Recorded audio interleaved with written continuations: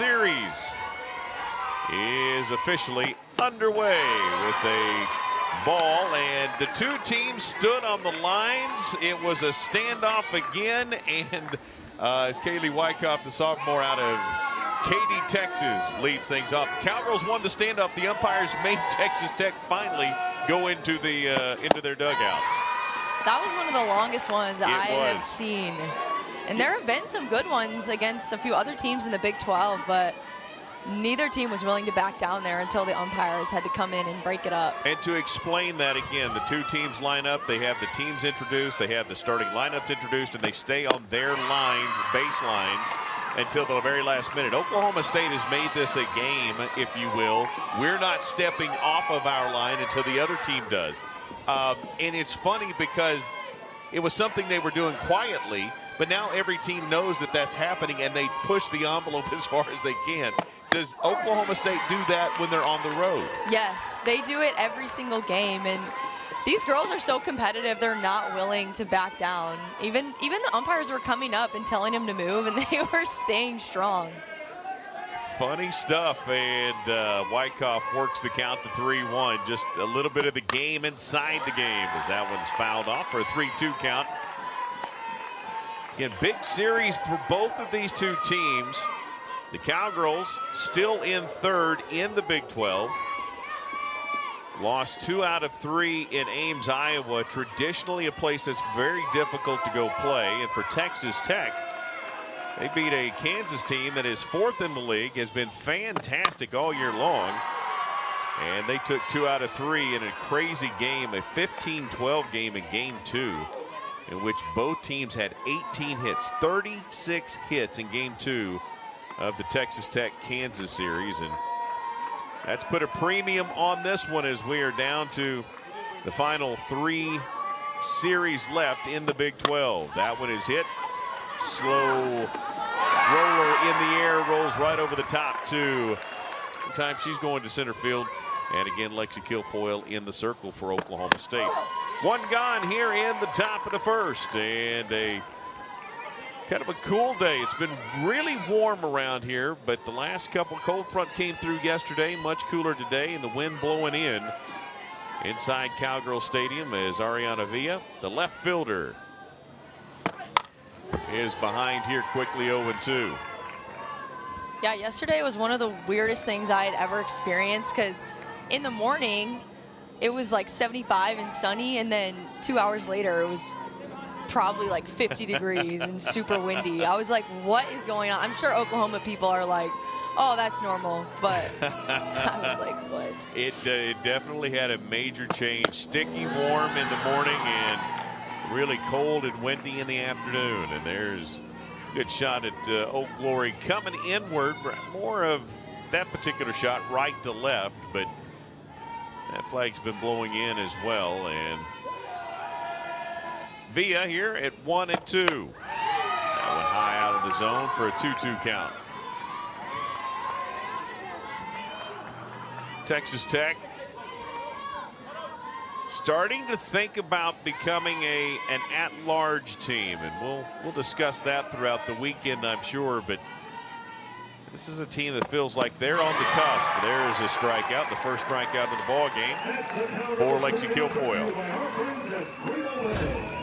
I love this pitch by Lexi Kilfoyle. She uses her off speed and just totally catches Ariana Villa off balance there.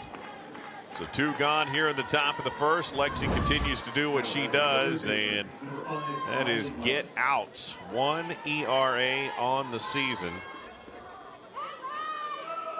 That'll bring up Riley Love. That one misses off the plate. Love out of Keller, Texas, a senior, batting .340, 12 home runs on the season. This team has 50 home runs on the year. Set a single season record a year ago with 74 for Texas Tech. First-year head coach Craig Snyder, and he obviously came in very offensive-minded, and their offense was really good last year, and it's really good this year too. Texas Tech averaging 6.5 runs per ball game.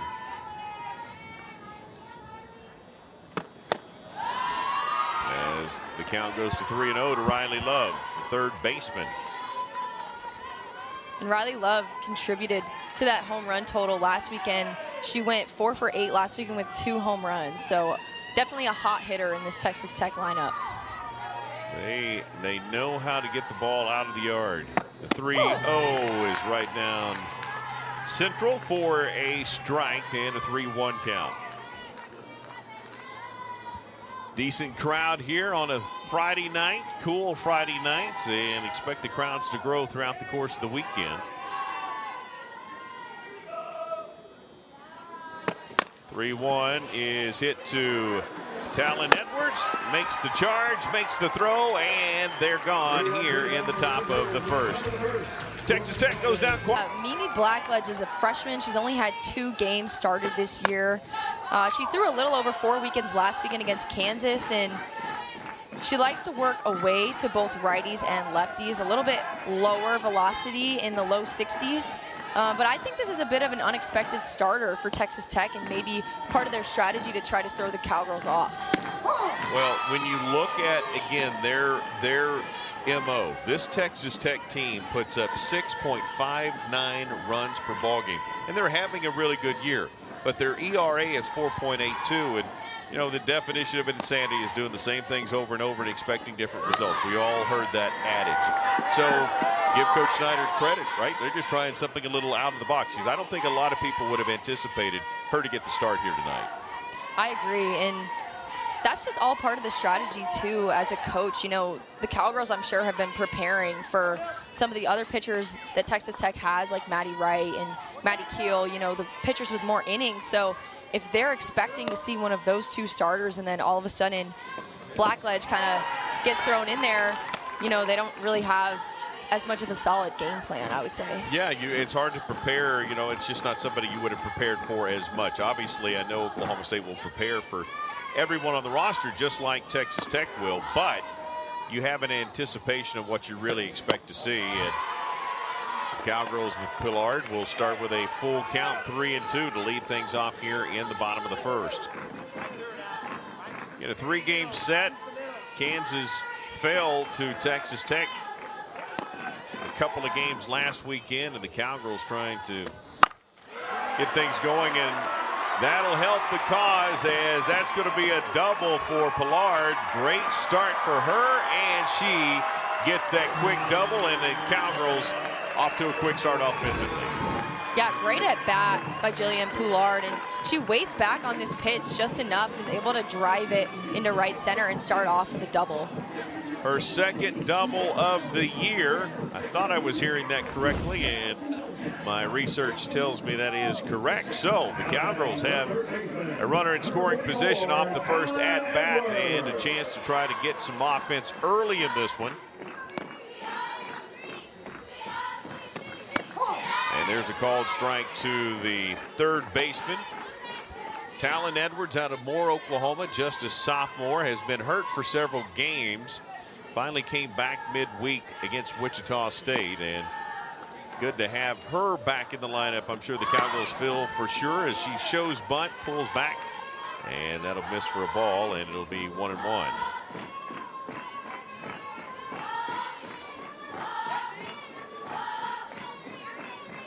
It's interesting, you're a hitter, and something not quite as obvious with this. Well, that's another big hit, and over the top, a great catch over the top there in center field by Elder, over the shoulder catch, and that means that Pillard will have to stay there. But let's take a look at this one. Just a good swing, just not quite enough of it. Yeah, and Elder is playing actually pretty shallow, but she sees this ball off the bat, reads it very well, drop steps perfectly, and sprints back and makes that catch. That's a really tough play for an outfielder, so good job by Demi Elder there. You know, and I think, again, they're trusting that that wind is going to hold it up a little bit, and it certainly did. Now then Caroline Wong steps up, the catcher, and now they drift back a little bit further out there in center field as Elder, and they'll back up a little bit more. But I think you're right, but the way they were positioned pre-pitch, they were anticipating that wind holding things in as that one is hit to third, and that'll move the runner over. But so Caroline Wong will ground out to third, but on the throw over to first, Pillard will advance to third, and 2 gone here in the first.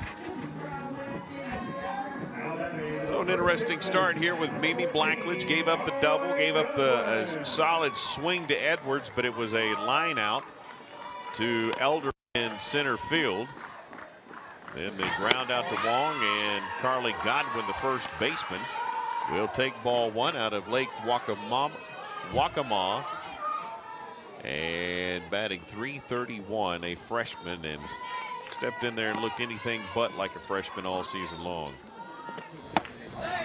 Takes ball 2. I don't know how many freshmen across the country are batting 4th in the lineup. There's a few, but Godwin has earned that spot for sure. Hits that one into shallow right, and coming on is Wyckoff, and I think she dropped it over there in the corner. Yeah, we were shielded. That was behind the dugout, so we couldn't see it initially, and the ball did hit the ground, and so Carly Godwin will get another chance here. 2-1. What an effort, though, by Wyckoff and by Jennings. Jennings coming from second, trying to chase that thing down, and Wyckoff as well, and both gave great chase to get there. Yeah, everyone on the field kind of lit up and was cheering like she had caught it, so I'm guessing it was in her glove and then maybe popped out when she hit the ground on the dive.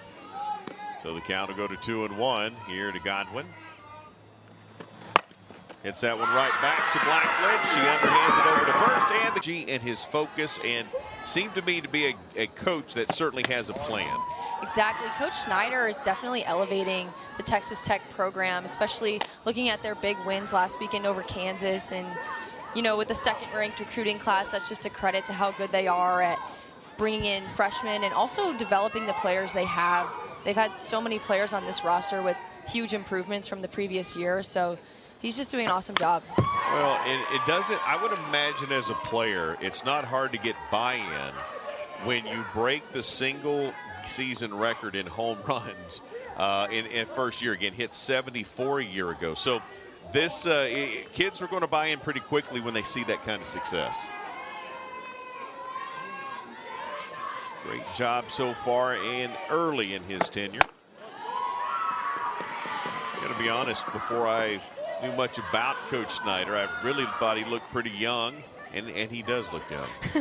But I didn't think he would have as long of a resume as he did, simply because he didn't look like he was old enough to have that resume. But he started back with Stephen F. Austin back in 2007. From there, from 7 to 10, Florida State from 11 to 19, A&M from 20 to 22, and all of that after a short stint as a GA at Oklahoma.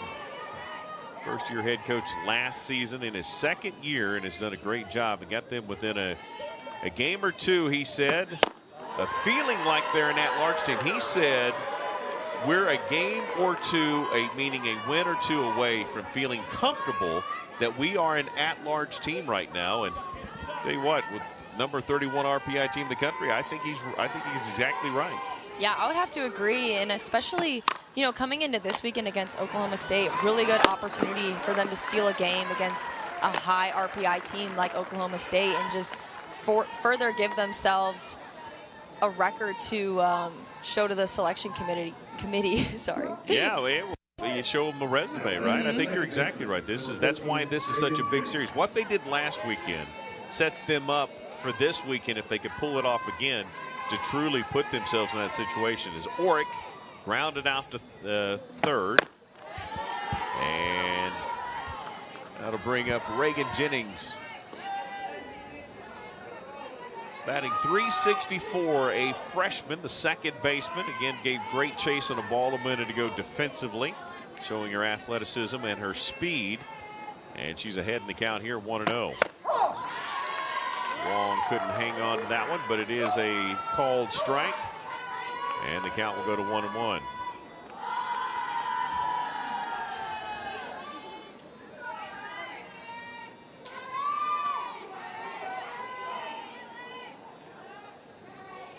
Here's the 1-1 from Lexi Kilfoyle.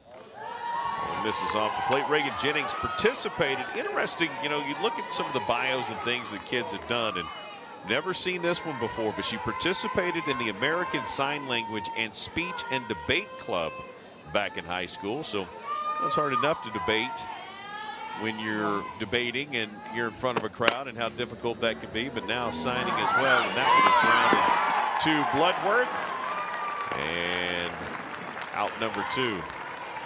It's interesting, Jennings also career goal to become an audiologist. Trying to make some noise there for her team, but grounds out to Bloodworth, the shortstop. So 2 gone here in the top of 2. 5 up, 5 down, 3 ground outs already for Lexi Kilfoyle. Demi Elder made that great over-the-shoulder catch in the last half inning. Having .326 with 4 home runs on the season. Behind in the count here, 0-1. And the count evens at 1-1.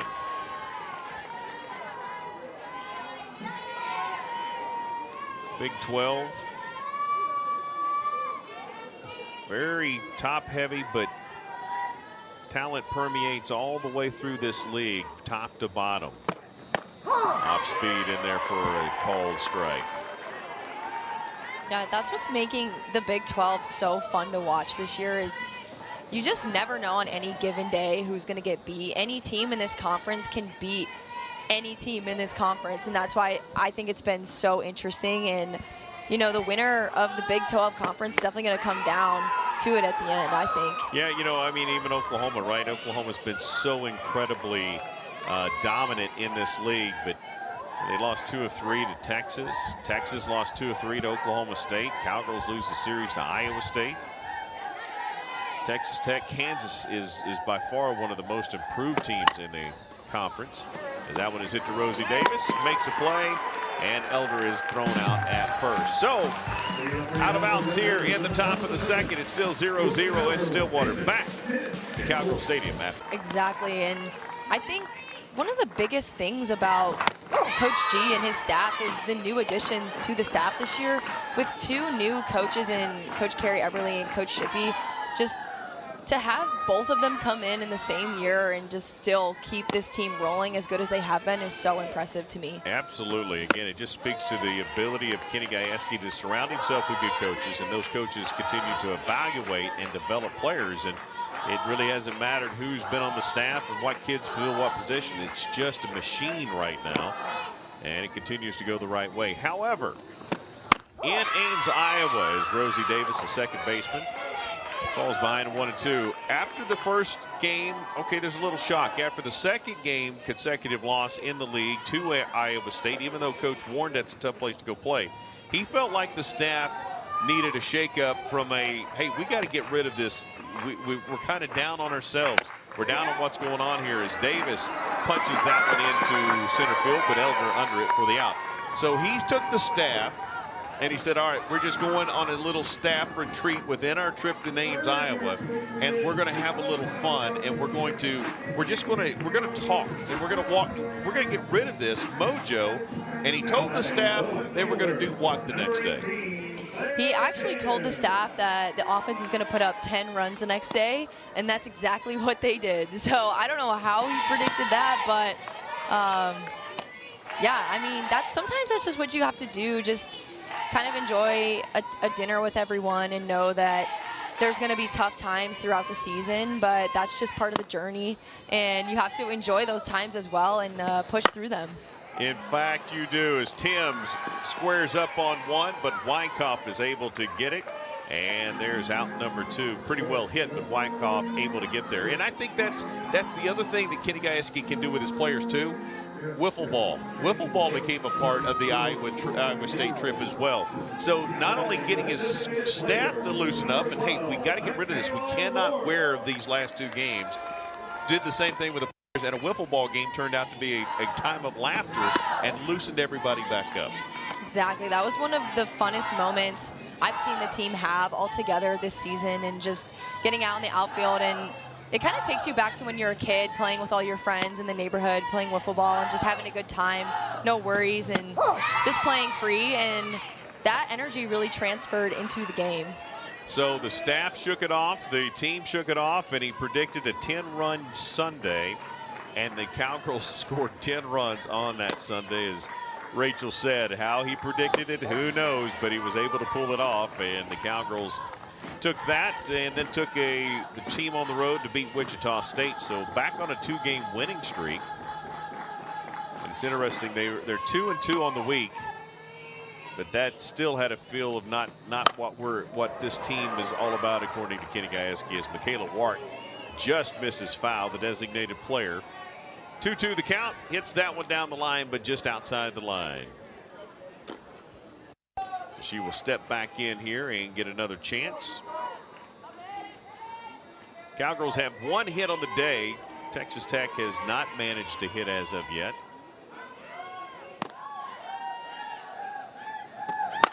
And that was quite the swing right there as Michaela Wark turns on that one, and that ball was blasted foul. Not sure you want to throw another inside pitch right there with that kind of location, because nope. You just saw what Michaela Wark can do to it. Would highly anticipate this one coming to the outside. And it was, and she still pulled it.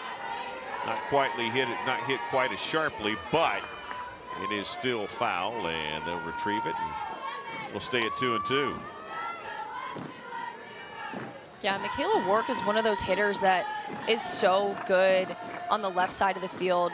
She's very frequently a pull side hitter, and when you face a pitcher like Blackledge, a little bit lower in velocity, she's really just going to have to try and wait back on these pitches, because if she could wait back an extra millisecond, she's driving those balls into left field or maybe even over the left field wall, but she's a little too early right now and just hooking everything foul. Michaela Wark, a redshirt sophomore out of Frisco, Texas. Transferred from Kansas. Her sister plays at North Texas. Involved with the Oklahoma State Student Athletic Advisory Committee, pursuing a degree in exercise science, and the count run full. Now 3-2 to Wark. And there's ball 4. So the second base runner for the Cowgirls, they've had a base runner both innings now. The first one came off that double lead-off hitter to start the ball game. Jillian Pollard ended up with a double. And Michaela Wark, now the designated player, a walk. And that'll bring up Lexi McDonald, the right fielder out of Silo, Oklahoma, batting .289, 3 home runs, 9 RBI on the season.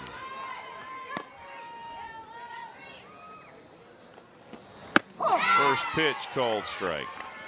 And big credit to Blackledge in that first inning after giving up the double to Poulard, able to get through Talon Edwards, Caroline Wong, and Carly Godwin, all super talented hitters, and she just shut them down, and that was a really good opportunity for Oklahoma State to jump on them and get some runs. Only her third start of the season as McDonald hits that one into left, and it's bobbled by Villa, and that's going to end up being a double, and the Cowgirls had a chance right there maybe even to go score. So walk followed by a double, and the Cowgirls have runners at second and third. Lexi McDonald just squares up this ball on the outer half, low in the zone. She's able to go down and get it and just shoot it into the left center gap. The left fielder out there, Villa, made a good stop. I thought that ball was going to the wall, but she was able to get it in and prevent a run from scoring. So good job of the left fielder. So the Cowgirls keep the inning alive with a couple of outs on base runners, and we move to the bottom of the order with Megan Bloodworth, the shortstop. We'll try to make something happen with runners in scoring position out of Cordell, Georgia, batting .188. Got 3 home runs on the season.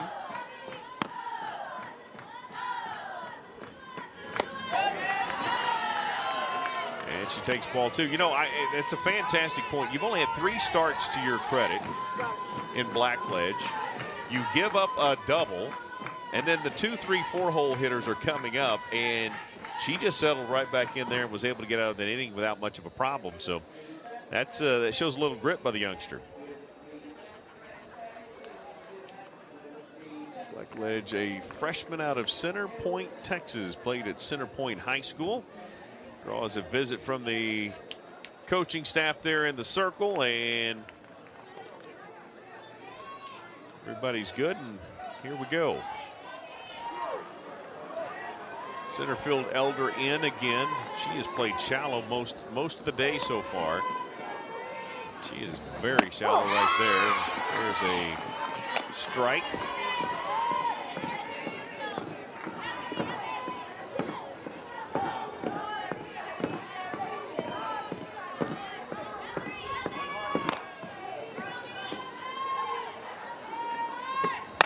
Cowgirls trying to get a run here, but that's hit to the third baseman.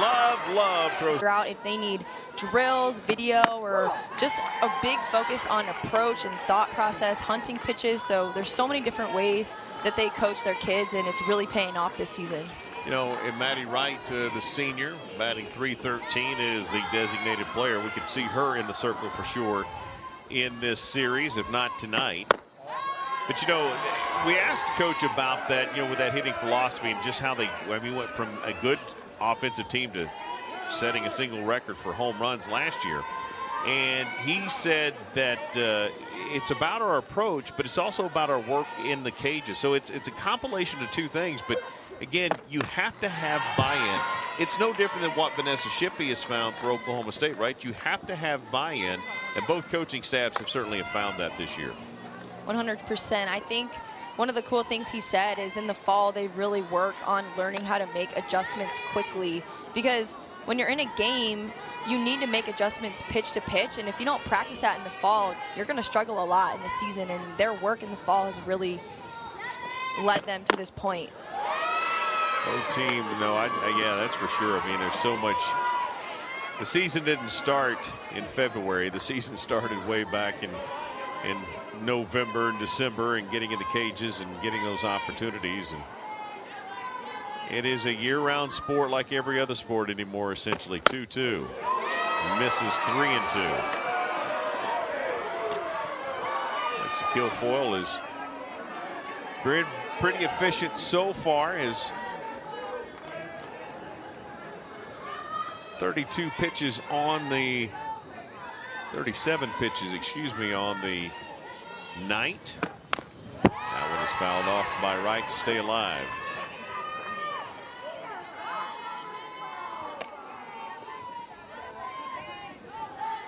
One strikeout so far for Lexi Kilfoyle, and has sat down the Texas Tech Red Raider lineup in order so far, as that one is hit foul down the first base side. Right, showing that she will take the ball, and whichever pitch you want to give her, she can take the ball either direction. Analytics, I know you're involved with that with Oklahoma State and have seen that at the collegiate level. What are the primary analytics that a team like Oklahoma State is interested in?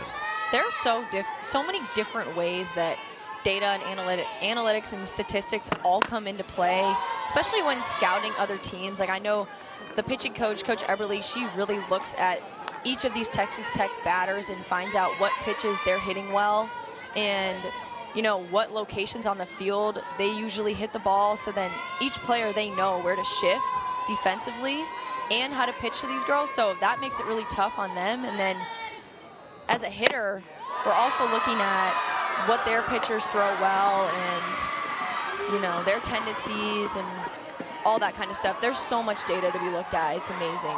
Yeah, you know, and at the end of the day, there's a whole lot of analytics, and then there might be a gut feeling in there as well. As Maddie Wright, terrific at bat, draws the walk and gives Texas Tech their first base runner of the ball game. Kennedy Kreitz, the catcher. Behind 0-1 out of Hazlet, Texas. The senior batting .324. But, you know, we saw that look of Kenny Gajewski in the dugout. When it all boils down to it, at some point, he's going to look at his staff and go, what do you think? What do you think? What is the stats? What does the analytics say? And he's either going to go with that or he's going to go with his own gut instinct, right? I mean, there are going to be times when your gut instinct is going to trump all of that. And that, again, is one of the places where Kenny, as a head coach, has been very, very good. I would agree, especially with, there's been so many times we've seen pinch hitters come off the bench and just get something going, and all of that just is a gut instinct, I would say, by Coach G. There's a foul ball. They count 1 and 2 to Kreitz. Again, the catcher. The clouds actually breaking up a little bit here in Stillwater, and starting to see a little bit of that sun poking through on the left field side.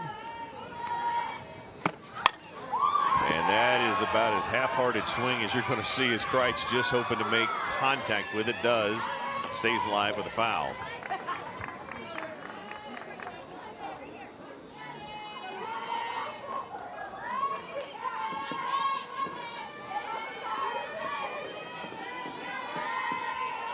Here's the 1-2.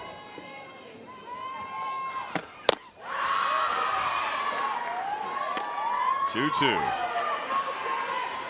So Maddie Wright was able to work the count full, drew the walk, and now Kennedy Kreitz, the 8-hole hitter, has worked it to a 2-2 count, and she's having a really good at-bat, and she's got it full.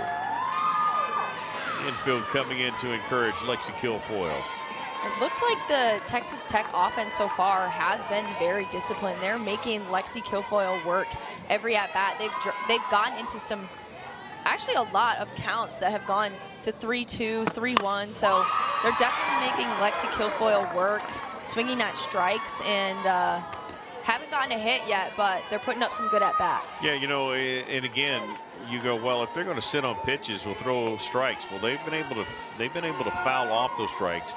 Haven't done anything with them yet, but they're making contact, and the more pitches you see, the better you're going to be. Here's another 3-2. Finally, there it is, and the first base hit of the ball game. So a walk followed by a single, nobody out, and 2 runners on for Texas Tech.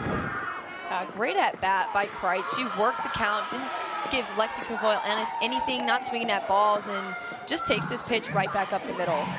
Got to bring a visit from Carrie Eberly into the circle and just calm everybody down, make sure that they're, you know, again, working in the bullpen.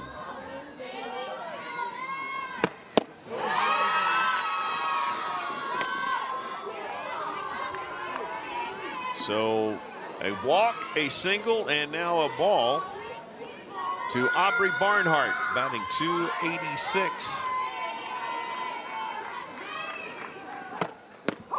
And an off speed, and froze her, and she knew it immediately. Cold strike. Cowgirls 36 wins, Texas Tech 26. Cowgirls with 13 wins in the conference, Texas Tech with 6. The Cowgirls on the season, incredibly impressive, 13-1 at home. And back-to-back off-speed pitches as Barnhart behind 1-2. I'm not surprised Kilfoyle coming back with 2 changeups. She knows that she can get that pitch for a strike, and it looks like the Texas Tech offense isn't sitting that pitch yet. So if she can get ahead on these batters and get some strikes with her off-speed, it's a good idea to use that. That one tried to get by Talon Edwards at third, but it just rolled outside the third base bag for a foul ball, and the count will stay 1-2.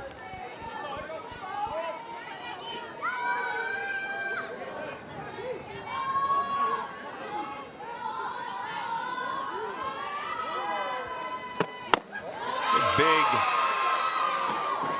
at-bat right here again for both teams. Cowgirls trying to get that first out and slow this little rally down, but Texas Tech right now is, they're putting themselves in a good position to put the first points on the board.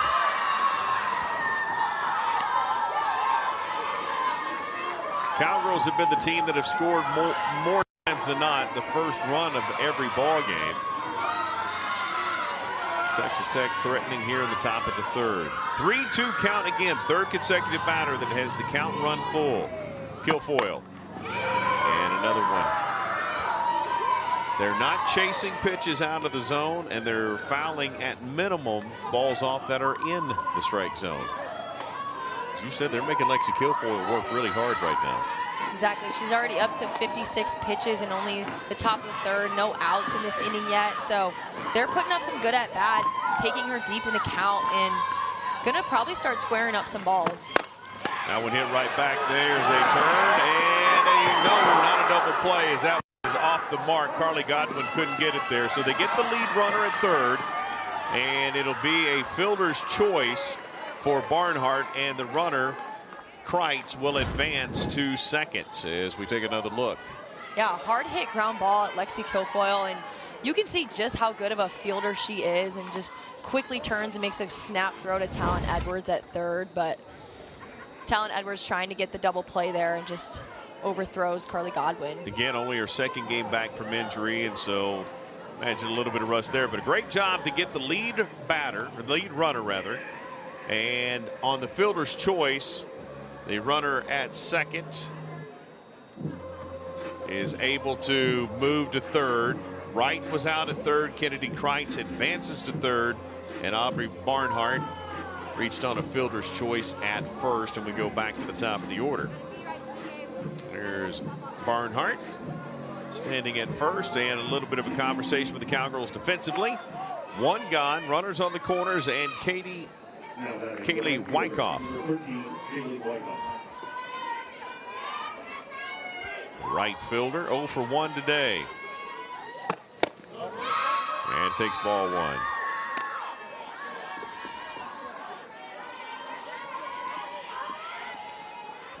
Popped out to the pitcher, in fact, to Lexi her first time up. Just a little soft, easy pop up right in front of Lexi Kilfoyle. And this time she will hit it into left field, and that is going to be an RBI single. And Wyckoff gives Texas Tech their first run and a lead in the ball game. Yeah, Wyckoff here doing what she does best. She hits a lot of balls opposite way, and she just drives this ball into left field and gets the RBI and keeps their offense going. So one gone, runners at first and second now for the left fielder stepping in. Lexi Kilfoyle will dig back in, and the pitch that is fouled off. Ariana Villa, the left fielder, struck out her first time up, has 7 home runs on the season, 17 RBI, batting .354.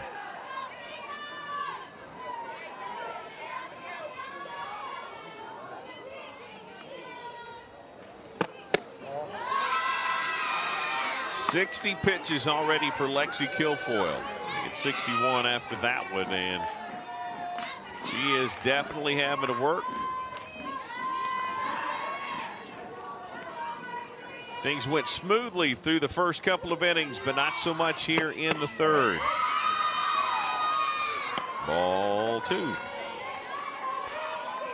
And now with Ariana Villa and Riley Love coming up, a couple of their hottest hitters in the lineup, it's Lexi Kilfoyle is definitely looking to shut them down and still get out of this inning with only 1 run. There's a strike.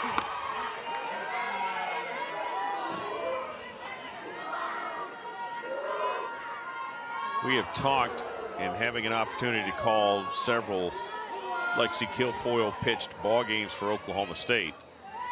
Doesn't show a lot of emotion. Not sure you would know right now if she's way up or way down, but she's going to be way down here as that one will land, and that's going to score 1. That's going to score 2. And they play at third, and an out.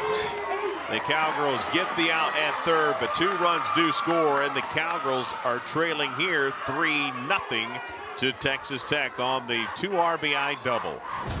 Wow, a lot definitely going on in that play, but Villa here with a great swing. Lexi Kilfoyle throws her off speed. I think she hangs it a little bit high, and Villa waited back on it perfectly, able to drive it into right center and bring in a couple of runs. But she does get thrown out at third trying to take an extra bag. Yeah, she give her credit for the 2 RBI double, but when she tried to stretch it into a triple, it ended up being thrown out. And good job by Caroline Wong. The throw at home to get the runner, second runner coming in, was not in time, and Wong was able to make a throw to Edwards easily to get that out. So 3-0. Texas Tech 3 hits all in this inning, leading to all 3 of those runs. And that one is going to be hit to Bloodworth. Throw over in time. Riley Love is out, but I can't wait. Want to see that happen is good, productive at-bat for Jillian Pollard. She had the double to lead this, start this ball game off, and she takes a hit by pitch there. The Cowgirls have a base runner at first.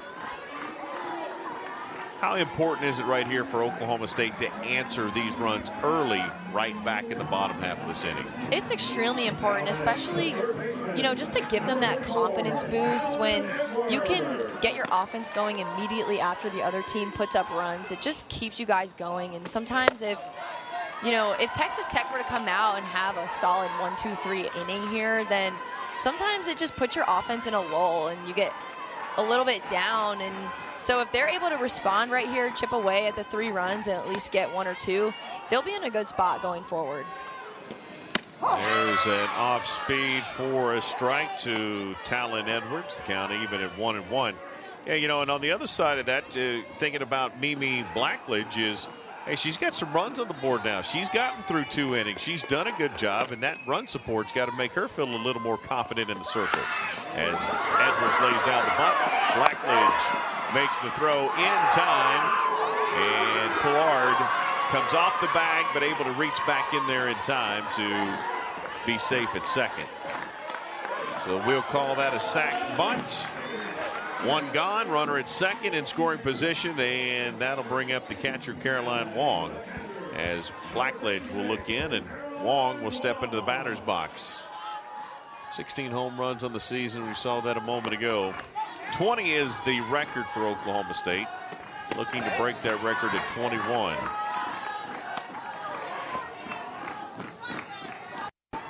Yeah, a big reason that Oklahoma State has so many home runs this year is because of these next 3 in the batting order: Caroline Wong, Carly Godwin, and Rosie Davis, all newcomers to the team and have just come in and packed a punch with their bats and added so much power to the Oklahoma State lineup.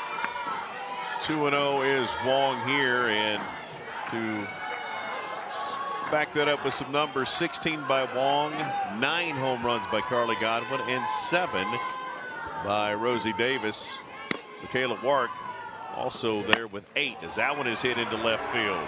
That's going to bounce, and that's going to score a run. An RBI single for Caroline Wong, as for the second time Villa kind of was a little indecisive out there in left field. Yeah, good job by Caroline Wong to go down and get that pitch. It looked like the left fielder Villa was going to dive for that for a second, but she stopped it, and Jillian Pollard able to get a good read on that and score.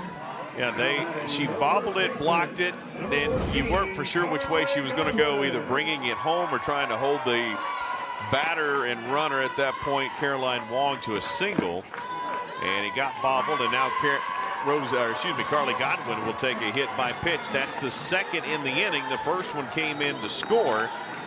And the Cowgirls have runners at first and second with 1 gone for the aforementioned Rosie Davis. And there's some work being done in the Texas Tech bullpen. Yeah, the Cowgirls have been putting pressure on the Texas Tech defense this whole game. They've hit a lot of balls hard, had some runners on base. Now in the bottom of the 3rd, it seems like some of those balls are getting down and they're making some things happen.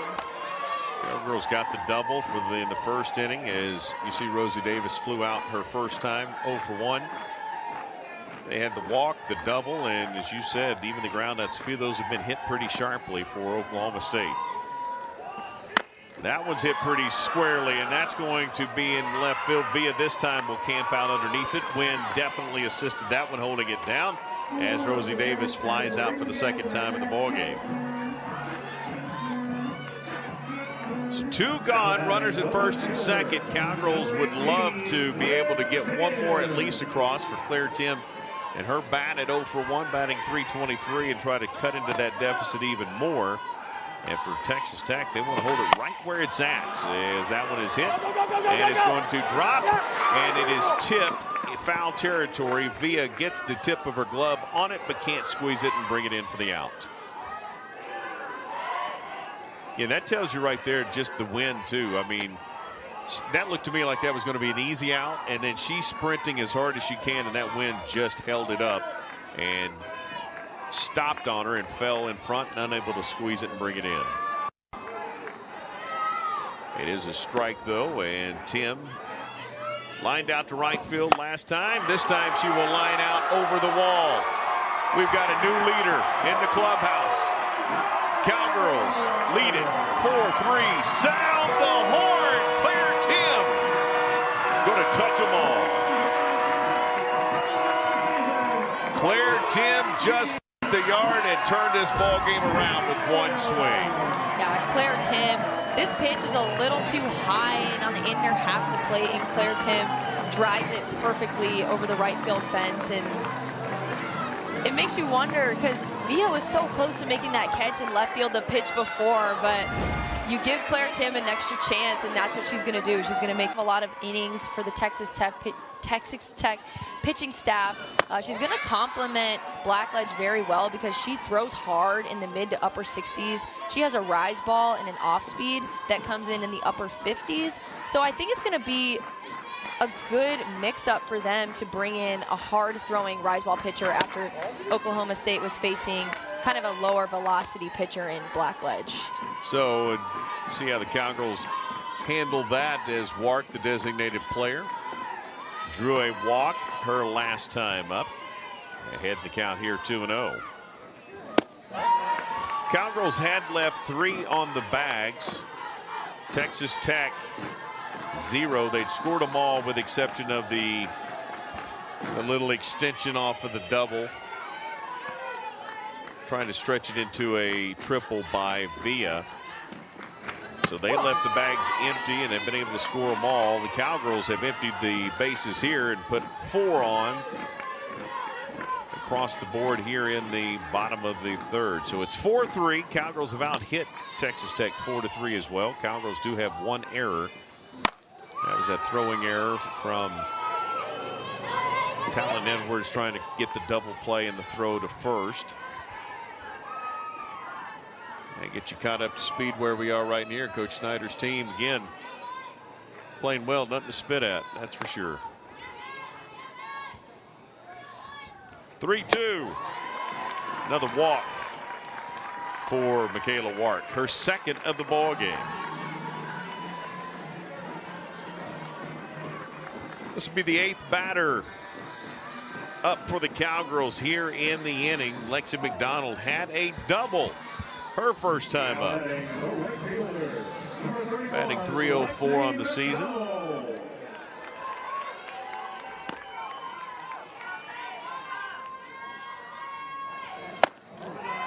That one high and inside. Ball 1.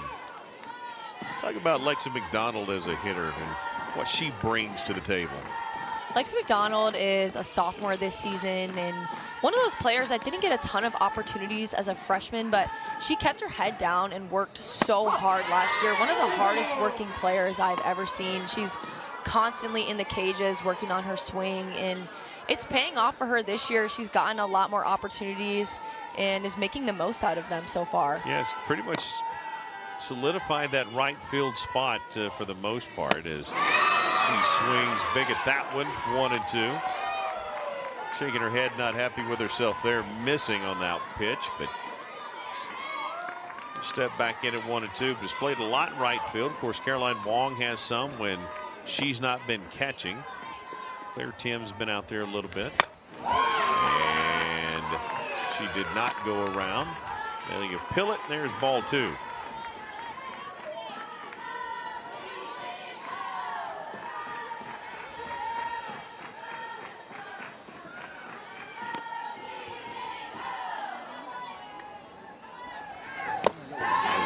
As an All-American, certainly a terrific hitter that you were.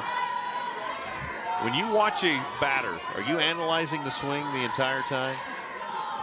Honestly, not really. It's, especially from up here, it's kind of tough to see, you know, the whole swing, but I think that's one of those things that you kind of... Lexi Kilfoyle. Yes, just so exciting for Lexi Kilfoyle.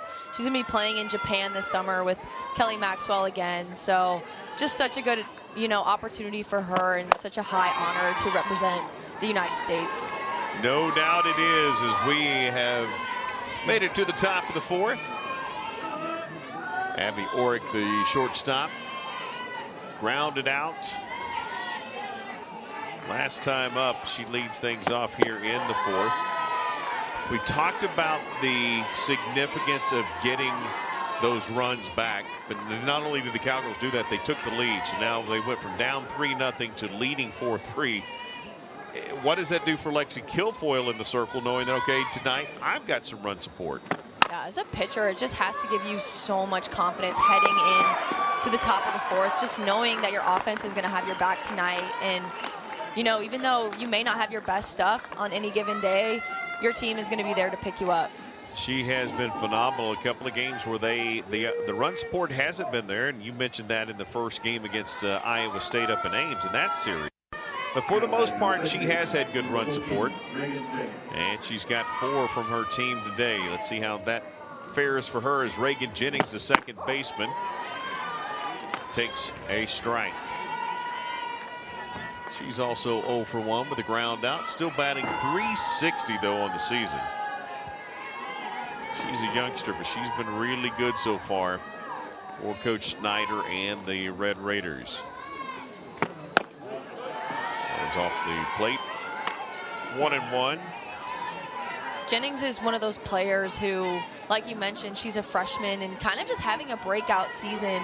She's one of those players that can bunt, slap and hit. So a lot of tools that she has, and we've seen her in the dock position for this lineup a few times. So just a very talented player with a bright future. Rosie Davis slides, collects, throws, the reach by Godwin at first. That's a terrific defensive play by Oklahoma State. Yeah, an absolute web gem here by Rosie Davis, just running into the 3-4 hole, diving and quickly spinning and making the throw from her knees. That's an awesome play by Rosie Davis. I thoroughly loved that word web gem. Something I've kind of hung my career on. 2 gone here in the top of the 4th inning. Demi Elder, the center fielder, 0 for 1 tonight. Okay, I'm the old guy around here. Didn't know what a web gym was until like 2 years ago. Maybe last year, I don't even know. Okay, so yeah, producer Tyler says it was last year. I'm 12 months into knowledgeable web gym comments. Cowgirls, number 6 in the country, leading Texas Tech right now, number 6 in the conference, and that one is hit into right field. McDonald underneath it, and Texas Tech goes down in order. So the Cowgirls really sets them up to get a top 8 seed in the selection process later on. Yeah, again, you would be here for the regional, for the super regional, and then obviously if you're fortunate enough to advance to the Women's College World Series right down the road in Oklahoma City, will not have to leave the state of Oklahoma. Have not had to do that for a while now. Check swing there by Megan Bloodworth. The shortstop for the Cowgirls. Cowgirls batted 8 in the last half inning, in their last inning for them at the plate in the bottom of the 3rd. And Megan Bloodworth, who grounded out her first time up, lead things off here. And already a pitching change is in the circle. Maddie Keel taking over for Mimi Blackledge. Got the final out. And throwing with some velocity there. Count 2-2.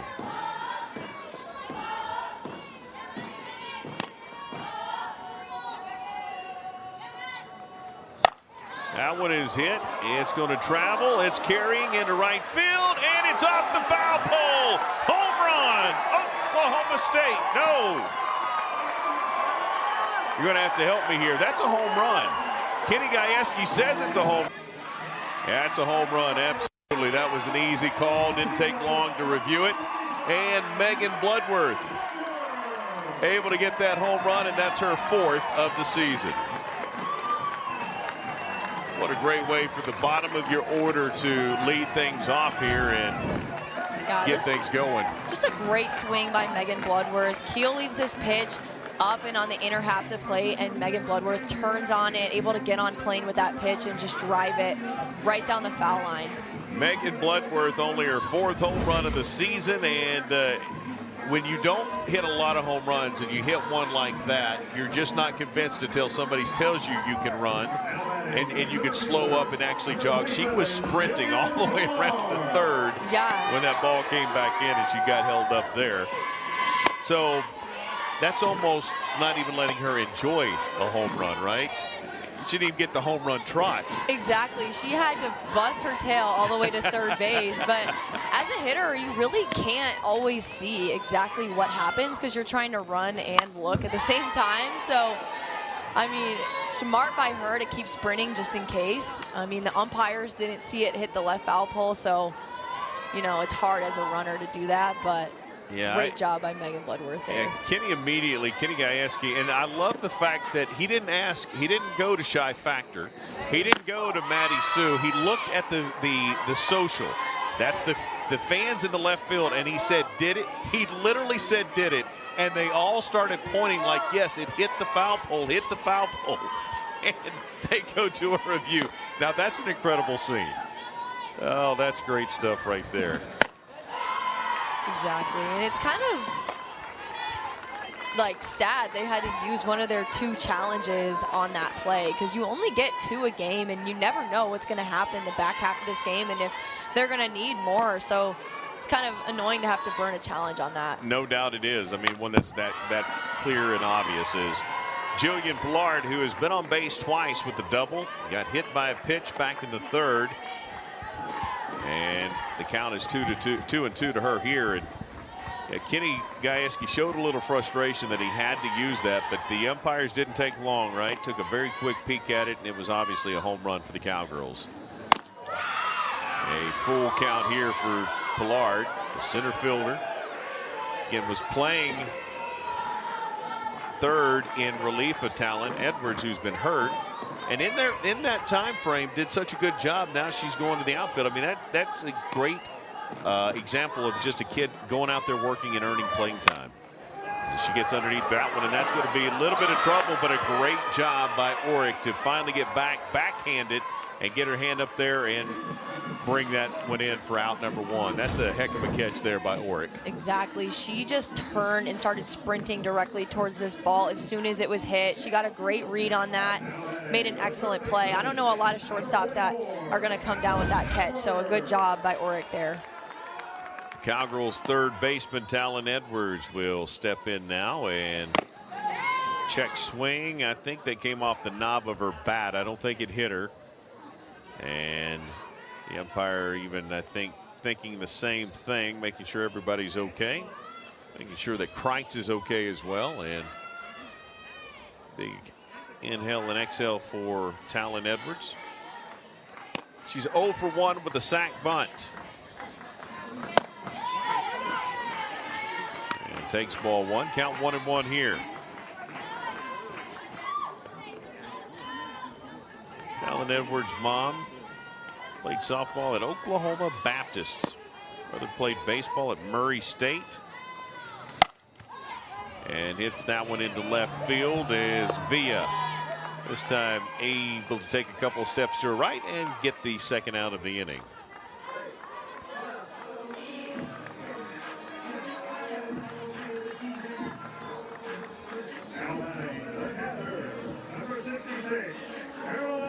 Number 9 hole hitter hit a solo home run. Couple of outs since then, and that brings up Caroline Wong. We had the RBI single her last time up. Takes a strike there and starts out 0-1 here. Caroline Wong, just a complete player. Able to catch very, very well. Terrific bat. Can go to right field if they need her to. Even on her days of rest and not catching, Kenny Gajewski's had her in the lineup and continued to use her like the Cowgirls did the other day in Wichita. Just speaks to the importance of her being in that lineup. Yeah, and another big reason too is with Michaela Wark and Carly Godwin, who both play first base. You know, both of them such amazing hitters in this lineup. So it's tough to get both of them and Caroline Wong in when Caroline isn't catching. So they had to move someone out to right field, and she's just adapting with it and having a great time in right field when she needs to be out there. Yeah, usually right, she's sure. catching. But Yeah, right. Yeah.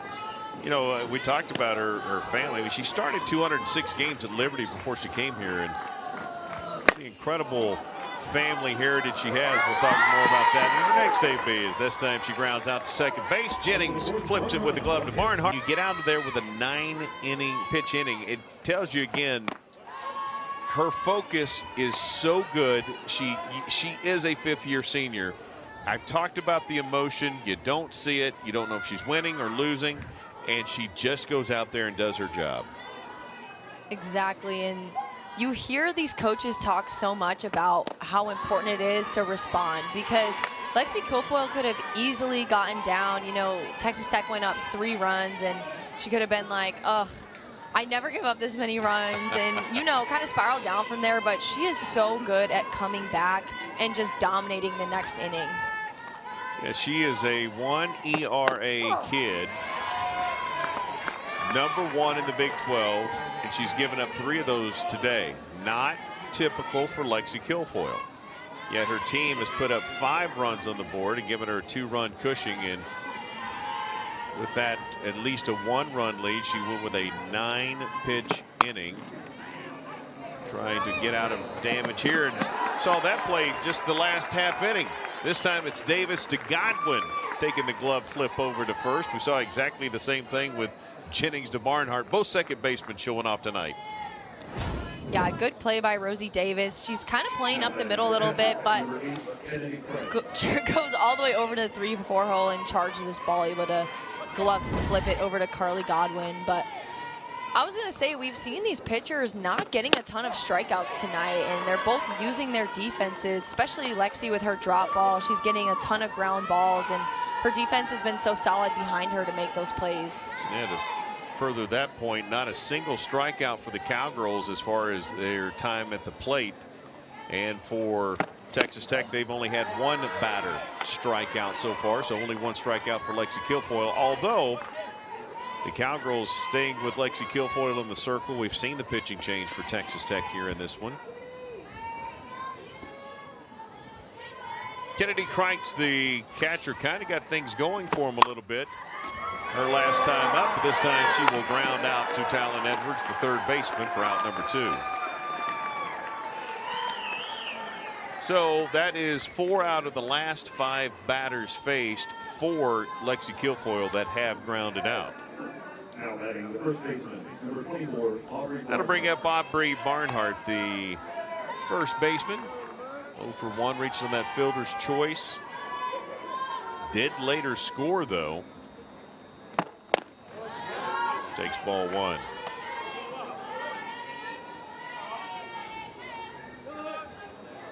We're going to start running out of 5th-year players. Now, you can still be a 5th-year senior, right? And you can still be even more than that with injuries and red shirts and red shirt injury, all of those sorts of things.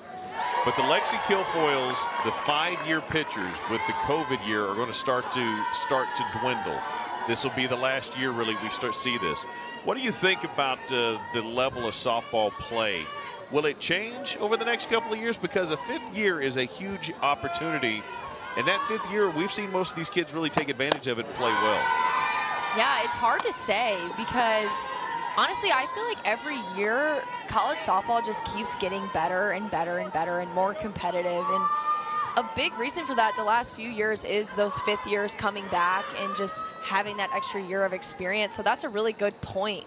But I don't know. I just feel like these young kids coming up are really playing well, too. And we've seen so many freshmen have amazing years so far in all of college softball. So it's going to be really fun to see them develop as well. And we saw so many of those around here. Again, we had a young lady at second base last year, was in her 5th year. came from the Big Ten. There is a walk issued to Barnhart. Give her credit. She's having a good day here. And that'll go back to the top of the order with Wyckoff. But do you feel like in your 5th year last season that you were more capable of handling a change from going from one school to the next? And was your play better last year than maybe it was in your previous 4? I definitely think my 5th year, just having that extra year of practice and workouts, and even, you know, coming to Oklahoma State, a better program than where I was from, and having different coaching, all of those things combined really helped me elevate as a player, as an athlete, and just made it the best year of softball that I've ever had. Which is, again, speaks to the volumes of the opportunity of what COVID and those COVID years have done. As a crowd wanted that one to be there. But, you know, you talk about the talent of a Rosie Davis, and again, just some of these freshmen, you're right. I mean, the talent is still going to be there. I just think we've had so many 5th-year seniors. The level has been so good. It's going to be hard to match that year in and year out. But we talked about Kenny Gajewski. He's been able to do that, bringing in the talent that he has. That one is hit to Carly Godwin. She will step on first.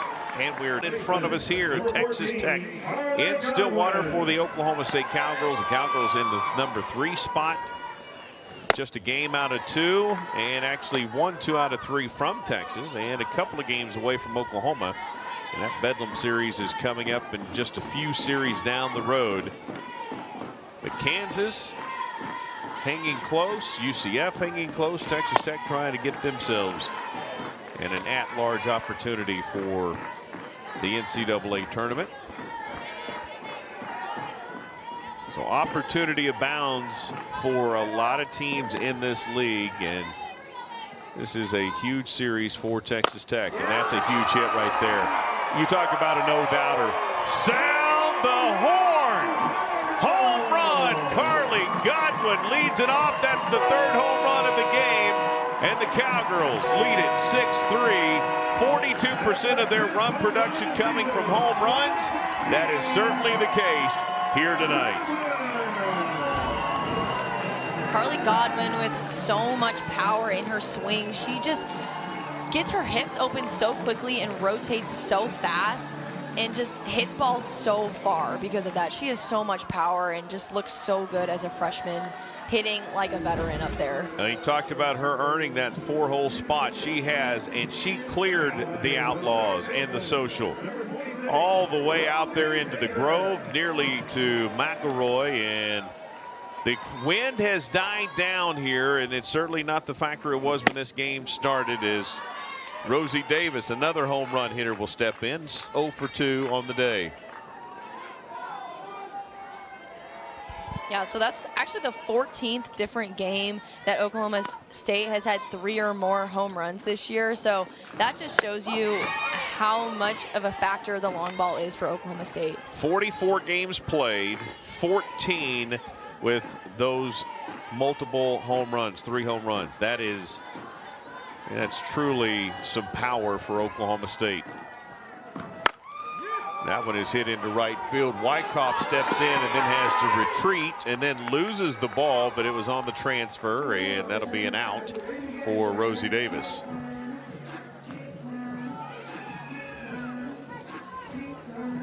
That'll bring up Claire Tim. She's the one that gave the Cowgirls the lead the first time. Trailing 3-1, she had a 3-run shot that gave the Cowgirls a 4-3 lead. Back in the 3rd, and that was a big cut there for Claire Tim. You'd mentioned it. She had hit one into left field via the left fielder, could not quite hang on to it as it actually was in foul territory. The very next pitch she sent way over the right center field into the souvenir, into the gift shop. I'll get that right in a minute. The gift shop, and gave away the souvenir. Falls behind here 0-2 and fouls that one off. That's, you know, football, they say, is a game of inches. Well, every game is just, it's that minute difference.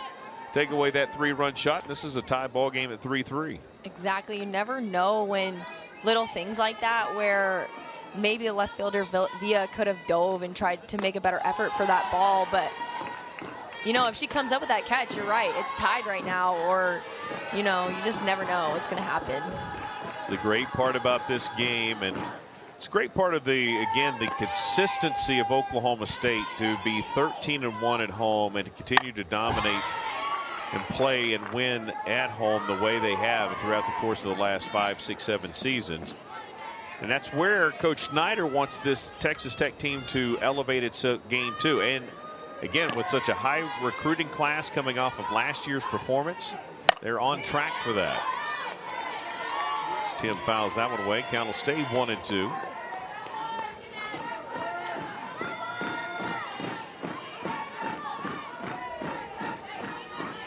There, Tim, an applied exercise science major. There's a good look into the dugouts and see the energy level is high for Oklahoma State. And as I say that cheer comes to a close. I like the fact Lexi Kilfoyle, man, she looks like she could be on the slopes in Colorado. That big old heavy coat, she had that on the pregame as well. The 2-2 hitting the gap. Jennings tries to backhand it, can't get there, and that's going to be a single for Claire Tim.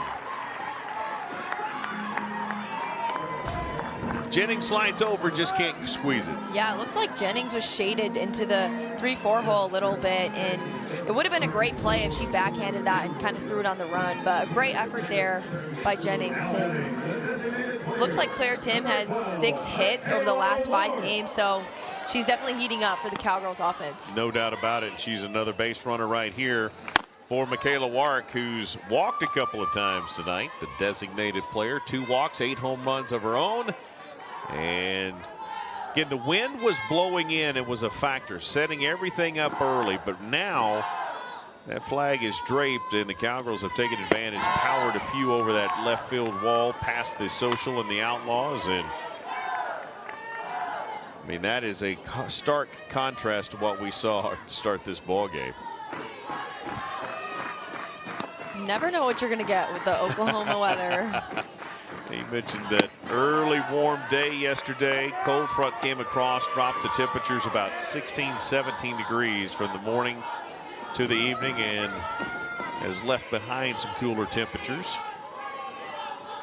The Cowgirls have warmed things up here in Cowgirl Stadium. Oklahoma State didn't score in the first or the second inning, but have scored every inning since. 4th in the 3rd. 1 run in the 4th. So far, 1 run here in the 5th.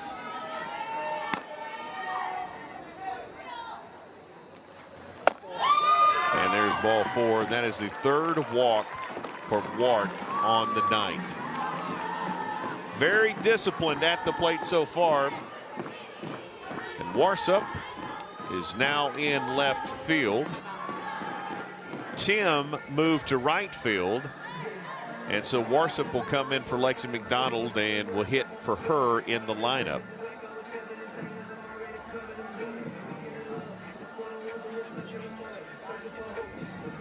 Tia Warsup, born in Northampton, England, moved to the United States at the age of 4. The number 14 recruit in the extra inning softball extra elite 100. And the 43 recruit in the national class, earned a silver medal at the 2022 European Championship. And I give you that only to say that she's going to come right back out. And Lexi McDonald is going to come back in and hit for herself. So Kenny thought about it, let Warsup actually come out, and then says, no, we're going to move her back in. So Lexi McDonald 1 for 2 with a single. And the Cowgirls got a couple of, actually 1 pinch runner. Scotland David will come in at first. Claire Tim still at first, and Scotland David will come in for Michaela Wark there at first, and Lexi McDonald will stay. And we got to, let's listen, you're going to make some changes, we'll make some changes, and they'll be back ready to resume here. 1 out, 2 on, bottom of the 5th. Lexi McDonald takes ball 1. Give you the RPI for Texas Tech. The Cowgirls RPI is number 11 in the country. Their strength of schedule is 49th. Texas Tech schedule, strength of schedule, is actually 48th. McDonald hits it in the hole. And the runners will hold, but the bags are juiced. One gone, and there's a single for Lexi McDonald. She is now 2 for 3 on the night. Has a single, a double, and she has got the bases loaded for Oklahoma State. 8th hit of the night for the Cowgirls. And look out, here comes a home run hitter. Exactly, and the Cowgirls just keep putting the pressure on. They haven't skipped a beat with Keel coming into the game, and they just keep barreling balls up, taking walks, doing everything they can to manufacture runs. Done a great job, that is for sure, to put that pressure on. And Bloodworth, a Alabama transfer out of Cordell, Georgia. Born and raised in Cordell.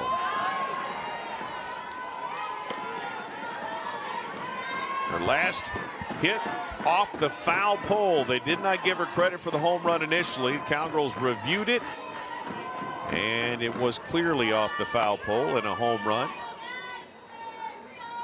And she's ahead here 2-0. Now 3-0, and that puts it in a very precarious situation. You've got nowhere to put her. She just hit a home run, and you really don't want to put one right down the middle.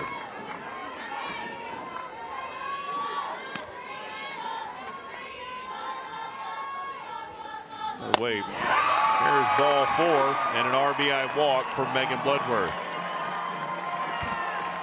Great job right there. A 4-pitch ball or walk that walks in another run for Oklahoma State, and the Cowgirls take a 7-3 lead. That brings us back to the top of the order. Jillian Pillard, 1 for 2, double, hit by pitch, scored a run, 4 home runs on the season. Godwin now tied for most home runs by a freshman. Michaela Wark had 10 last year, and Godwin now tied with those 10. And that is opponent's batting just north of 300 against her as Pillard takes strike 1. Cowgirls are batting 400 on the day. They've gotten 8 hits from 20 batters, batting 400. Texas Tech batting 176 as a team in this game, and that one is fouled for strike 2. Again, bases loaded, 1 out, new pitcher, 0-2 count to Pillard. We talked about the fact that Texas Tech could put up some runs. They did. They put up 3 pretty quickly. But Oklahoma State's offense has definitely continued to, as you said, put pressure and overcome the Red Raiders and take that lead 7-3. Here's the 0-2 off the plate, 1-2. Yeah, the last 3 games, the Cowgirls have put up 23 runs in total. Their last game at Iowa State, they put up 10. On Wednesday at Wichita State, they put up 6. And today, they're already up to 7. So it looks like the offense is really heating up for Oklahoma State. 1-2, and the ball gets away from the catcher, Kreitz, and the Cowgirls are going to score another run. The runners will advance. So that would appear to me to be a passed ball, and the Cowgirls add another one to the board. Yeah, it looked like the catcher, Kreitz, kind of just missed that one. And Scotland David, so fast, able to score from third. Again, such a terrific story, overcoming 4 knee surgeries.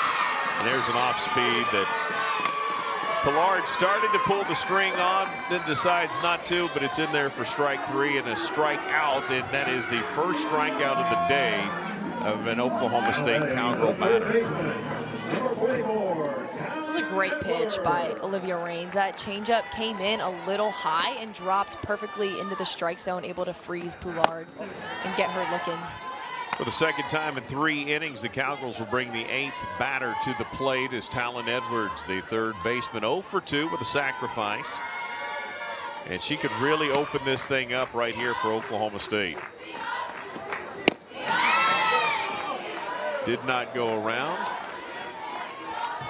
Ball 2.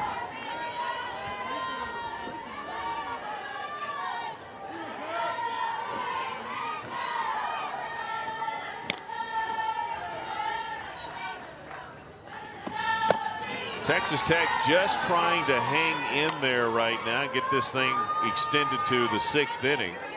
Cowgirls trying to finish things off, but with Edwards, there is an open bag now at first. After David scored, everybody moved up. So 3-0, they do here have a place to put Talon Edwards, and they come after her though with a strike there. It's 3-1. Yeah, I think with Caroline Wong coming in behind Talon, definitely providing some protection there for her. I think you are right on right there. I don't think you get by Edwards hoping to get to Caroline Wong. And she gets hit though. She gets hit and she'll go down to first, and the Cowgirls have them loaded again here in the bottom of the 5th.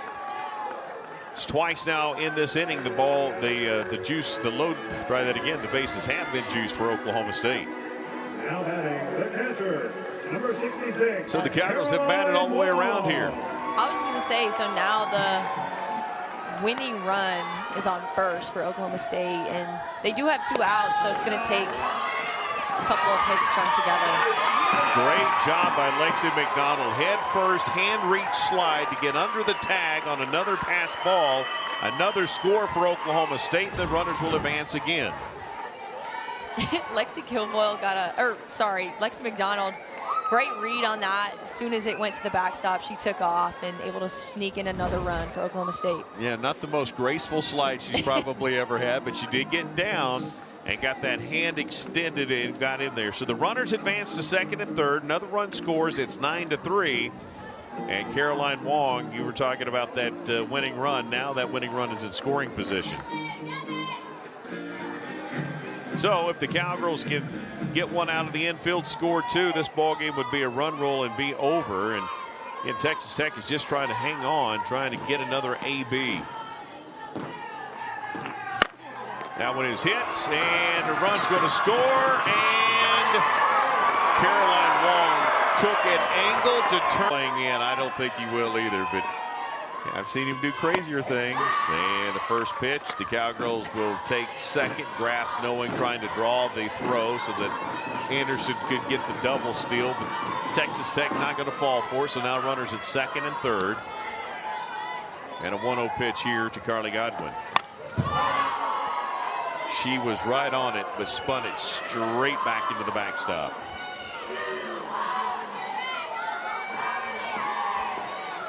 Cowgirls scored 4 in the 3rd, 1 in the 4th, and 5 now here in the 5th. 13th time they've scored 10 runs or more in a ball game this season. Changeup, Godwin way out in front of that one, 1-2. That was a good time for that pitch.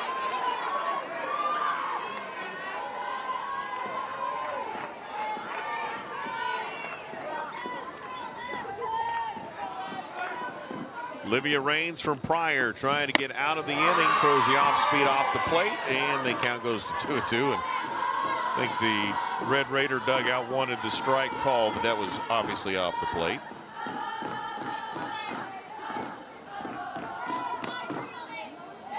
Here's the 2-2. That one's hit sharp. Not sharp enough. Not as sharp as I thought initially, as Villa drifts over and long. Oh, there we go. Yeah, just wanted to get those in there. Yeah, just make sure we get all the changes, because that's what we tend to see the Cowgirls do, especially in these situations. You know, it's pretty impressive, Rachel. This Texas Tech team has only been run ruled twice all year long, and very near gave up a run rule in that last inning. So they've extended it with a chance to avoid that here, but that tells you how well they've played this season.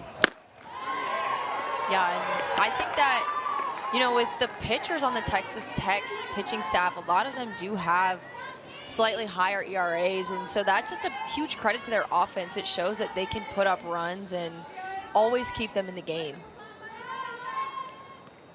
1-1 the count to Villa, the left fielder.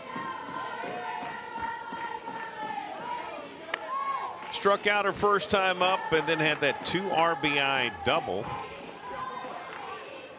Felt like Texas Tech had kind of found some things out, figured some things out versus Lexi Kilfoyle. She has turned it around and pitched strong since. Texas Tech wants to get back to where they were as a team at the plate, certainly in inning 3. Forced 34 pitches in that inning.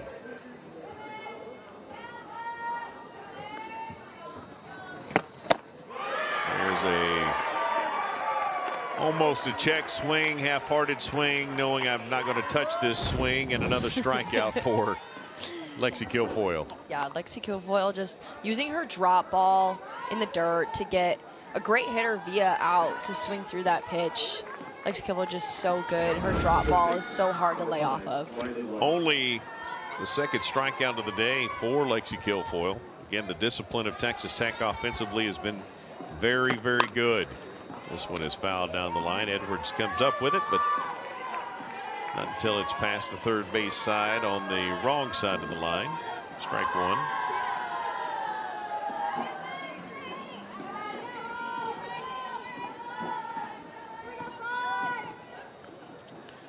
Riley Love, 2023 academic All Big 12 first team a year ago.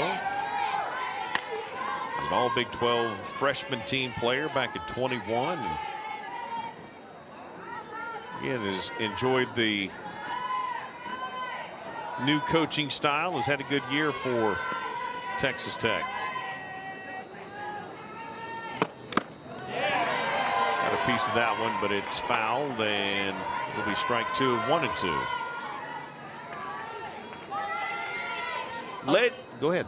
I was I was looking back at the numbers from last year, and Riley Love last year only hit 196, and for her to develop over the whole offseason and come in this year, her senior year, and hit well above 300. She's one of the best hitters on this Texas Tech lineup, getting a ton of RBIs and manufacturing tons of runs for her team. That just speaks to her hard work and how well she's developed over the past year. Absolutely. You know, coming off that, she had an arm injury. She missed 27 games due to that injury, and for her to, you know, so as you talked about, struggled a little bit, to come back this year and play the way she has and work the way she has, been good. And great job there by Carly Godwin. She got stretched, got the foot back, and got it there down on the bag in time. So 2 gone here in the top of the 6th. That brings up the shortstop, Abby Orrick. She's 0 for 2, couple of ground outs.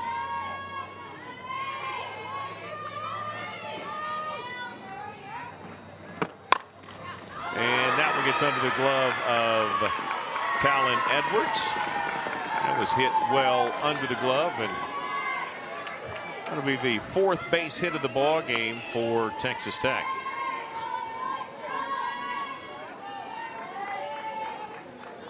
A nice aggressive swing by Orrick there. That was her first pitch of the at-bat. She knows that Lexi Kilfoyle is going to pound the zone and throw a ton of strikes. So good job by her to open up and shoot that ball through the 5-6 hole. 7 ground outs for Lexi Kilfoyle in the last 11 batters, and also giving up 1 single and a strikeout in that same time. She has really started to pitch well here in the latter part of this ball game. Did give up that hit to Orrick there, and that was going to be hit softly back to her. Fields it, turns, throws in time. Good. And Texas Tech trying to find a way to hold the Cowgirls off the board one more time here. There's a check swing. It's going to stay on the line, and the Cowgirls are safe. How about that? Rosie Davis, the unintended bunt, single, and she is safe at first. That's not the way you draw it up, right? But it draws all smiles there on first base. That is exactly what we call a swinging bunt, and I always say swinging bunt works every single time. It's almost an automatic hit if you have some speed, because nobody expects that to happen, not even you. And every once in a while to get a hit out of that is just, it's great. That brings up that 3-run homer. Claire Tim, run getter, right fielder, wasn't right, moved over to left, and the Cowgirls have kind of jostled some things around in the outfield in this ball game as she hits that one back to first. Will move Rosie Davis over, but she'll be out at first. So the scoring run is the winning run is in scoring position for Oklahoma State. Also, that was a really nice play over at first base by Barnhart. She slid and grabbed that backhand on her knee, and that was just a really nice, smooth play by her.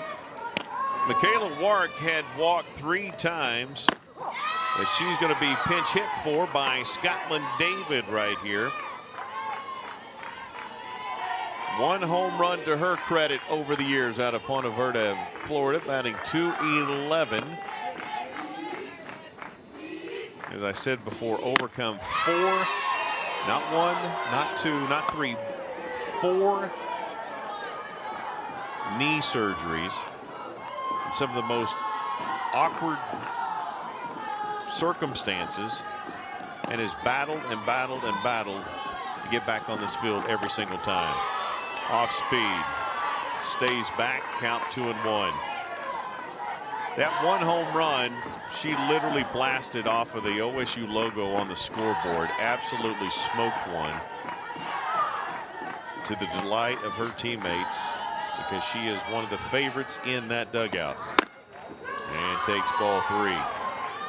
Exactly. That was one of my favorite moments from last year, being on the team, playing with Scotland David, knowing everything that she's been through. She's such an inspiration to all of us, and for her to have that moment and for all of us to be there and just see it happen, it was amazing. I'll remember that forever.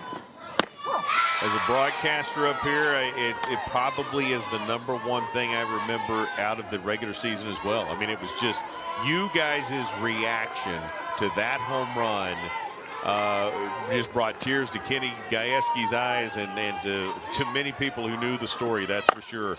As she hits that one, it's going to be gloved by the pitcher. Raines started to go to third, changed her mind, and is able to get the out at first. Yeah, a quick chopper back to the pitcher, Raines. It kind of looked like she was thinking about going to 3, but good idea to get the out at 1, because now they have 2 outs and are able to just get an easy force at 1 anyway. So the Cowgirls move the runner to third. 2 out, though, for Lexi McDonald. Off-speed strike for McDonald, who's 2 for 3, has 2 singles, scored a run. And another single here would end this one in the dirt.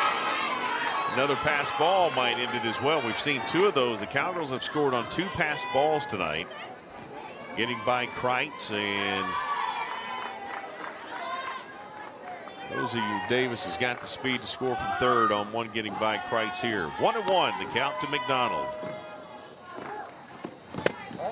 Off the plate, that one had some velocity there, but misses outside. Good lady there for Pryor, Oklahoma. Went to Oklahoma, transferred to Texas Tech. And misses 3-1.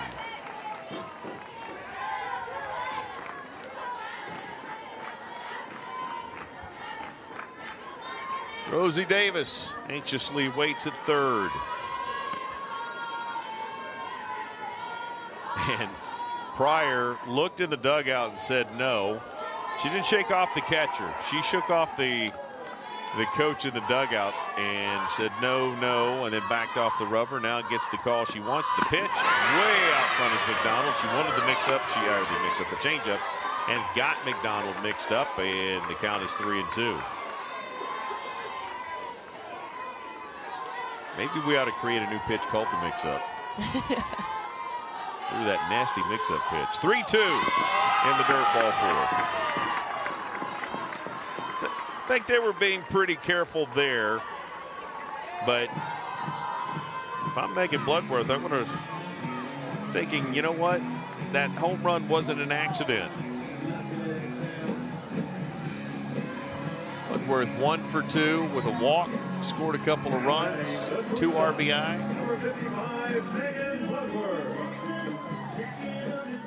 Able to get that a walk RBI. Bases were loaded, drew the walk, Got the RBI for that. We've got a pinch runner for the Cowgirls.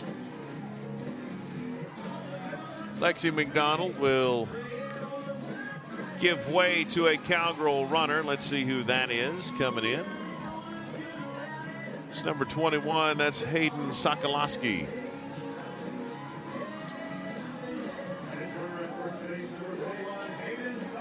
Sokolowski out of Flower Mound, Texas. Went to Marcus High School.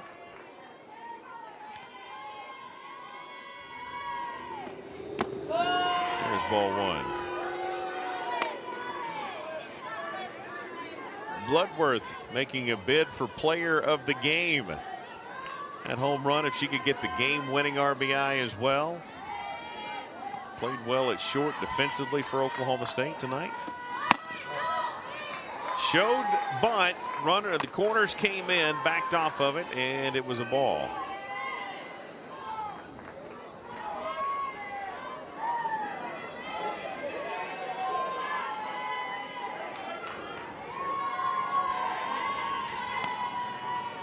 Here's the 2-0. There's a ball, and again got away initially from Kreitz, but she kept it right in front of her. Cowgirls will swipe second again. Sokolowski is at second. Looking for the double steal. Texas Tech again not going to go for that. And the 3-0.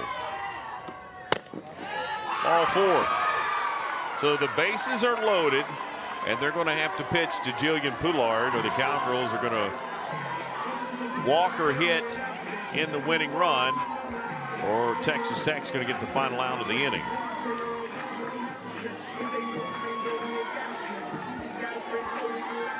Now batting, the center fielder, number 27, Jillian Poulard. Jillian Poulard, McNeese State transfer.